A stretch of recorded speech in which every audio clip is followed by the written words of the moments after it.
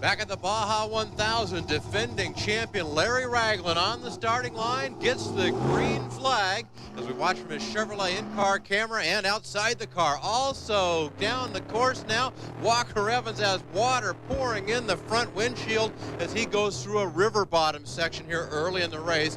We get the view from his Goodyear in-car camera. Well, Walker stalled it right there. Well, fortunately, he's got it going again now. And he's underway, but that engine is working very hard to get going out of this sandy river bottom. Earlier today, my broadcast colleague Spencer Lowe talked to Walker about his strategy starting this far back, 42nd in his class.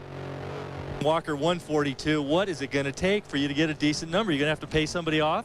It sure seems that way. A couple of times last year I did draw number 1 for some of the shorter races, but I would have liked to have had that number for this race, definitely. But we'll make the best of it. After all, it's a 1,000-mile race, Spence, and you know, you've been down this road a lot of times. It takes patience, and it's a long day.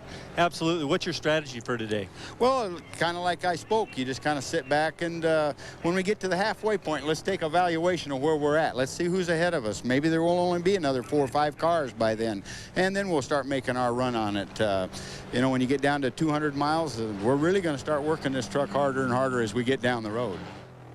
Well, thanks, Spencer, for that report. It's hard to imagine Walker Evans having to work the truck any harder than he is in this river bottom section.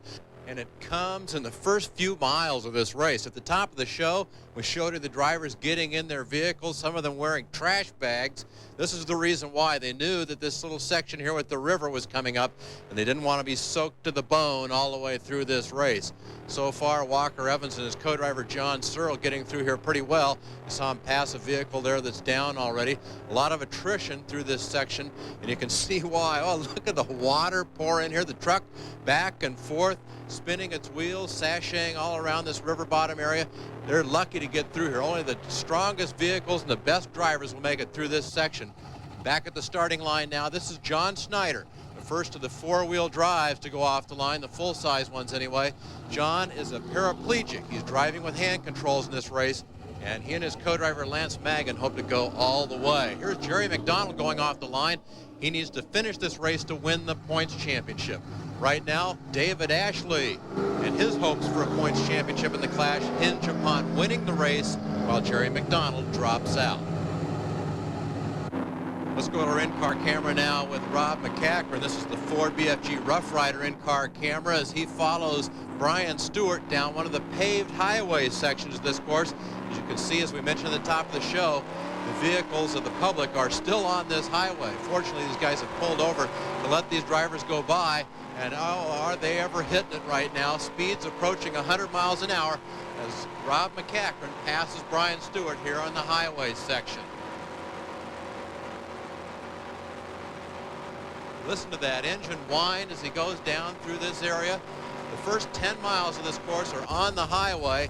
Then they go off into the dirt. This is right into the dirt section here. The first jump has been watered down, and that's the Dodge of Francisco Monroy, and they've had a problem here. He's apparently stalled it in the first jump.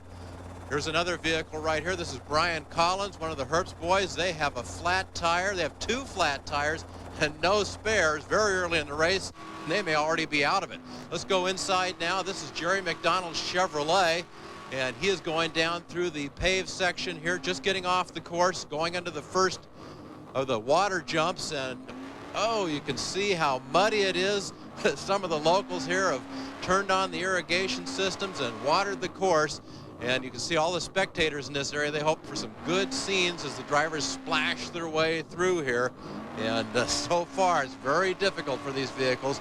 Jerry McDonald, you can see fighting the wheel there with the windshield wipers on. He's one of the few drivers with a windshield in his vehicle. A lot of them have open windshields, and if it was my choice, I'd have a windshield in that car because I wouldn't want to take a bath in this area.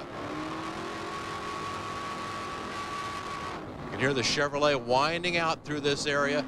It's a high-speed section, even though it is dirt. The drivers can approach 100 miles an hour in this area also. Over one of the jumps, there are a lot of spectators. Anytime you see spectators out here, you have to wonder what's going on. Maybe there's a booby trap.